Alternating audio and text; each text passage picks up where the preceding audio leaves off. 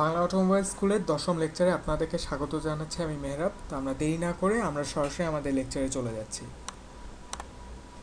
আমাদের আজকের লেকচার হলো ড্রাইভ লাইন পার্ট 2। গত লেকচারে আমরা ড্রাইভ লাইনের প্রথম পার্ট আলোচনা করেছিলাম, সেখানে ড্রাইভ লাইনের কিছু বিষয়াদি নিয়ে আলোচনা করা হয়েছিল। আজকে আরও ড্রাইভ লাইনের আরও যেসব ইম্পর্ট্যান্ট টপিকগুলো আছে সেগুলো এখানে আলোচনা করা হবে। আমাদের আলোচ্য বিষয়সমূহ আজকে হলো final drive, differential, rear axle, torque reaction, Hotchkiss drive, torque tube drive, semi floating axle, full floating axle, 3/4 floating axle এবং রিয়ার এক্সেল কেসিং। আমরা শুধু ফাইনাল ড্রাইভ সম্পর্কে আলোচনা করব। এখন ফাইনাল ড্রাইভের কার্যক্রমটা হচ্ছে যে গাড়িটা যখন চলে তখন মানে পার্মানেন্ট স্পিড রিডাকশন বলতে যেটাকে বোঝাই সেইটা করার জন্য এই ফাইনাল ড্রাইভ ব্যবহার করা হয়। এছাড়া আমরা গাড়ির মধ্যে বা ড্রাইভ লাইনে যে ড্রাইভটা পাই সেটাকে 90 ডিগ্রি অ্যাঙ্গেলে টার্ন দেওয়ার জন্য ফাইনাল ড্রাইভ ব্যবহার করা হয়। এখন আমরা রাইট সাইডে একটা ফাইনাল ড্রাইভের ছবি দিয়েছি। এই ফাইনাল ড্রাইভটা মূলত বেভেল পিনিয়ন এবং ক্রাউন হুইল দিয়ে নির্মিত হয়। এখানে এই যে 1 নাম্বার যেটা আমি এখন সার্কেলটা মানে পয়েন্ট শো করছি সেটা হচ্ছে বেভেল পিনিয়ন, এবং এই গোল রাউন্ড যে জিনিসটা এটা হচ্ছে ক্রাউন হুইল। এখন বেভেল পিনিয়ন সচরাচর ইউনিভার্সাল জয়েন্টের মাধ্যমে প্রোপেলার শ্যাফটে যুক্ত থাকে, আর ক্রাউন হুইল থেকে ড্রাইভ চলে যায় ডিফারেন্সিয়ালে। এখন ফাইনাল ড্রাইভে কিছু গিয়ার থাকে, তো আমরা সেই গিয়ারগুলো সম্পর্কে একটু জানবো। মূলত 3 ধরনের গিয়ার দেখা যায় ফাইনাল ড্রাইভে। একটা হচ্ছে straight bevel gear, spiral bevel gear এবং high point gear. Straight bevel গিয়ারে হচ্ছে যে দাঁতগুলো থাকে বা টিথ থাকে সেগুলো হচ্ছে স্ট্রেইট বা খাড়া টাইপের হয়ে থাকে, আর কমপক্ষে এক জোড়া দাঁত এবং ক্রাউন হুইলের সংযোগ প্রয়োজন হয়, এবং এইটার কারণে তখন দেখা যায় যে আমরা যে ড্রাইভটা ট্রান্সমিট হয় সেটা বাকিগুলোতেও ট্রান্সমিট হয়ে যায়। এবং স্পাইরাল বেভেল গিয়ারে দাঁতগুলো একটু কার্ভ টাইপের হয় বা বাঁকা বাঁকা টাইপের হয়। আর হাই পয়েন্ট গিয়ারটা এখন বেশি ব্যবহৃত হয়, এবং আমরা যে ইন্টারমিডিয়েটে মানে যারা বাংলা মিডিয়ামে পড়াশোনা করছে তো ইন্টারমিডিয়েটে জিওমেট্রিতে আমরা হাইপারবোলা পড়েছিলাম। মূলত ওই হাইপারবোলা থেকে হাই পয়েন্ট গিয়ারের মানে আকৃতির মানে গঠনটা নেওয়া হয়েছে। তো এইখানে আমরা 3 ধরনের গিয়ার ফাইনাল ড্রাইভ গিয়ারের ডায়াগ্রাম শো করছি। এইটা হচ্ছে বেভেল পয়েন্ট গিয়ার, এইটা হচ্ছে স্ট্রেইট বেভেল গিয়ার, এইটা হলো স্পাইরাল বেভেল গিয়ার এবং এটা হলো হাই পয়েন্ট গিয়ার। এখন আমরা ডিফারেন্সিয়াল সম্পর্কে জানবো। ডিফারেন্সিয়ালটা হচ্ছে এরকম যে গাড়ি যখন আমরা টার্ন নেই তখন চাকার বাইরের অংশ কিন্তু ভিতরের অংশের চেয়ে বেশি ঘোরে। এখন এই ক্ষেত্রে রিয়ার এক্সেলে যদি কোনো ডিভাইস না থাকে এখন চাকা স্কিড করার আশঙ্কা থাকে, কারণ আমরা প্রায় সময় আজকাল শুনি যে গাড়িটা অ্যাক্সিডেন্ট করেছে এবং তখন দেখা যায় মানে চাকা স্কিড করার কারণে গাড়িটা অ্যাক্সিডেন্ট করেছে। এখন এই স্কিড যেই জিনিসটা এটা অ্যাভয়েড করার জন্য রিয়ার এক্সেলে এক ধরনের ডিভাইস লাগানো হয়। এই ডিভাইসটা গাড়ি যখন টার্ন নেয় তখন চাকার ভিতরের অংশের স্পিডটা কমে যায় এবং বাইরের অংশের স্পিডটা বেড়ে যায়। এর ফলে গাড়ি যদি টার্ন নেয় তাহলে সব চাকার স্পিড একই রকম থাকে। তো এখন যেই ডিভাইসটা ব্যবহার করা হয় সেই ডিভাইসটাকে আমরা ডিফারেন্সিয়াল বলে থাকি। এখন আমরা ডিফারেন্সিয়ালের মূলনীতি সম্পর্কে জানবো। এখানে আমরা ডিফারেন্সিয়ালের মূলনীতি জানার জন্য আমরা একটা ডায়াগ্রাম দিয়েছি। তো এই ডায়াগ্রামে এই অংশটা হচ্ছে ক্রাউন হুইল, এটা বেভেল পিনিয়ন, এটা প্ল্যানেট পিনিয়ন, এটা সান গিয়ার, এই দুটো হাফ শ্যাফট এবং এটা হচ্ছে কেজ। এখন এখানে কেজের মাধ্যমে ক্রস পিন অথবা স্পাইডার পিনটা যুক্ত থাকে, ক্রাউন হুইলটা বেভেল পিনিয়নের সাথে থাকে, আর এখানে দুটো হাফ শ্যাফট থাকে। এখানে দেখা যায় যে গাড়ি যখন চলে তখন দুটো হাফ শ্যাফটে মানে ইউনিভার্সাল জয়েন্টের মাধ্যমে একটা হয়ে কাজ করে, এবং সান গিয়ার যেখানে থাকে সান গিয়ারের ইয়েটা এরকম, যখন গাড়িটা টার্ন নেয় তখন একটা সান গিয়ারে যেরকম রিয়াকশান দেখা যায় আরেকটা সান গিয়ারে একই রকম রিয়াকশান দেখা যায় বাট অপোজিট ডিরেকশানে। ধরা যাক সামনের দিকের সান গিয়ারে যদি রিয়াকশনের নাম দেওয়া হয় যদি এন, তাহলে আরেকটা দিকে পিছনের দিকে যে সান গিয়ার থাকবে সেখানেও এন সংখ্যক রিয়াকশন দেখা যাবে, কিন্তু সেখানে মাইনাস ভ্যালু পাওয়া যাবে, মানে যেহেতু অপোজিটে।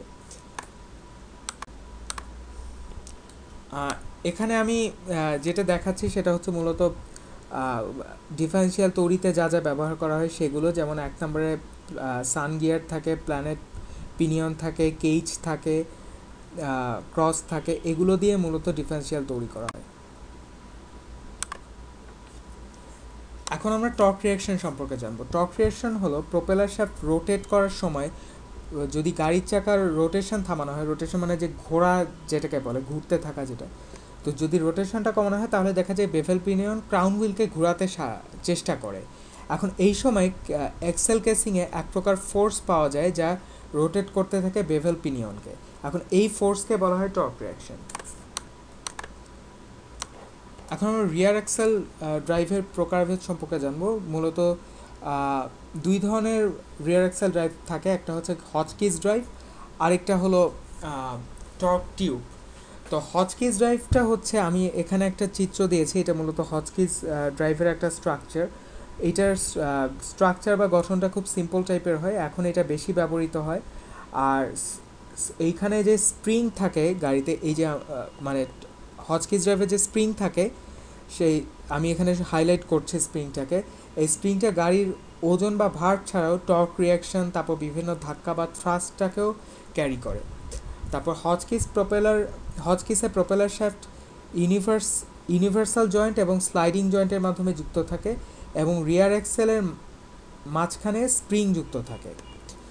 আর ড্রাইভিং থ্রাস্ট ফ্রেমের মধ্যে দিয়ে ট্রান্সমিট হয় স্প্রিংয়ের মাধ্যমে। এখন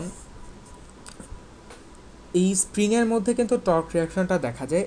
এখন হলো যে টর্ক রিয়াকশন যেই দিকে দেখা যায়, ধরা যাক টর্ক রিয়াকশন যদি ওপরের দিকে যায় তাহলে কিন্তু স্প্রিংটা ডিফ্লেক্ট করে নিচের দিকে। তো মূলত এইটা হচ্ছে টর্ক রিয়াকশনের একটা পলিসি। টর্ক টিউব হচ্ছে টর্ক টিউব ড্রাইভের, এটা অনেকটা হচকিস ড্রাইভের মতোই, খালি এক্ষেত্রে একটু বাড়তি কিছু অ্যাডিশন থাকে। সেটা হচ্ছে যে এক্ষেত্রে স্প্রিং শুধু বডি ওয়েটটা ধারণ করে, আর টর্ক রিয়াকশন থ্রাস্ট এগুলো হচ্ছে টর্ক টিউব ধারণ করে থাকে। এখানে আমি টর্ক টিউবের একটা স্ট্রাকচার দেখা যাচ্ছে, যেখানে ইউনিভার্সাল জয়েন্ট, প্রপেলার শ্যাফট এবং কাপের মাধ্যমে টর্ক টিউবটা তৈরি করা হয়। এবং টর্ক টিউবে মূলত একটা কাপের মাধ্যমে এই টর্ক টিউবটা তৈরি করা হয়। এখন আমরা রিয়ার এক্সেল সম্পর্কে জানবো। এখানে আমি একটা রিয়ার এক্সেলের ডায়াগ্রাম দিয়েছি। রিয়ার এক্সেলটা হলো প্রপেলার শ্যাফট থেকে ড্রাইভ পিনিয়ন শ্যাফটে যায়, পিনিয়ন শ্যাফট এক্সেল কেসিংয়ের বিয়ারিংয়ে যুক্ত থাকে। মানে হলো যে প্রপেলার শ্যাফট থেকে আমরা যে ড্রাইভটা, এটা ওখান থেকে আস্তে আস্তে এই পিনিয়ন শ্যাফটে আসে, আর এই পিনিয়ন শ্যাফটটা এই যে এখানে যে এক্সেল কেসিং দেখছি সেখানে বিয়ারিংয়ে যুক্ত থাকে। আর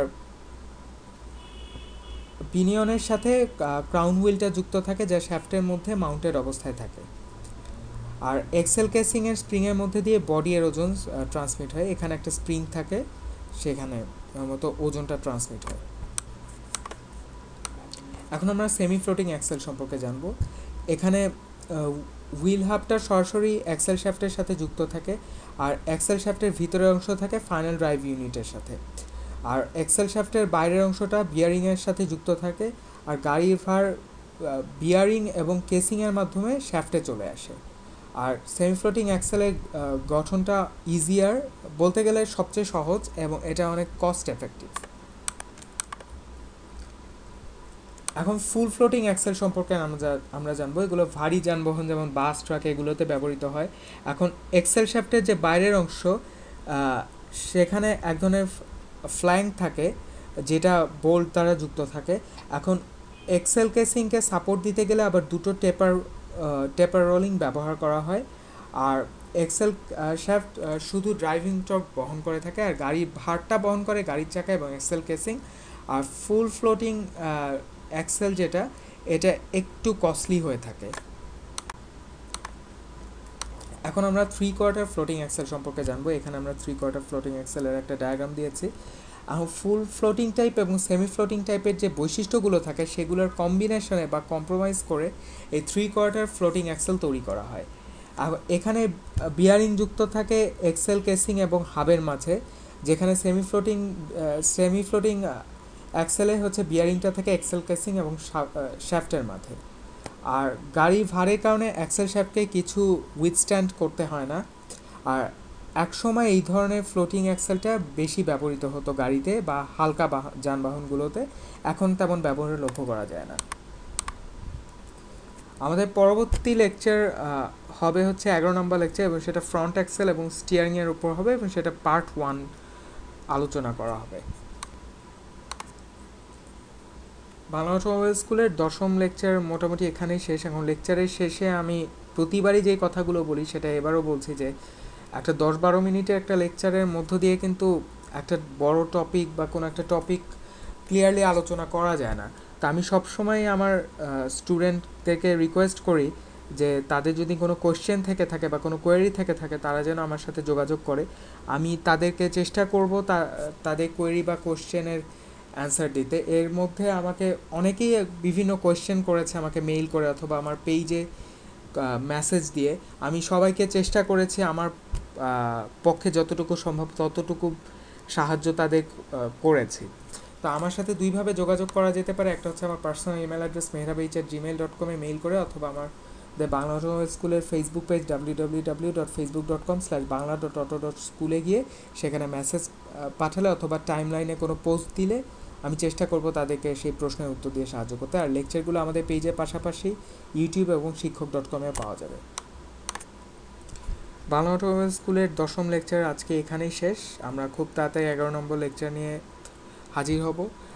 সবাইকে ধন্যবাদ আমাদের সাথে থাকার জন্য এবং আমাদেরকে ইন্সপায়ার করার জন্য। কারণ যদিও একটু মাঝে মাঝে বিলম্ব হয় বা আমরা কনসিস্টেন্সি মাঝে মাঝে মেনটেন করতে পারি না, এটা অনেকগুলো কারণ থাকে, বাট মানুষদের ইন্সপায়ারেশনের কারণেই কিন্তু আমরা আবার ফিরে আসতে পারি সহজেই। সো আমি সবাইকে বলবো যে আমাদের সাথে থাকার জন্য, এবং থ্যাঙ্কস ফর ইয়োর পেশেন্স যে মাঝে মাঝে কনসিস্টেন্সি মেনটেন না করতে পারলেও আমাদের সাথে থাকার জন্য। সো আই হোপ সবার ইন্সপায়ারেশনের কারণে এক সময় বাংলা অটোমোবাইল স্কুলে যে ইনিশিয়েটিভ যেটা নিয়েছি আমরা, আশা করি সেটা সফলভাবে বাস্তবায়িত হবে। সবাইকে ধন্যবাদ।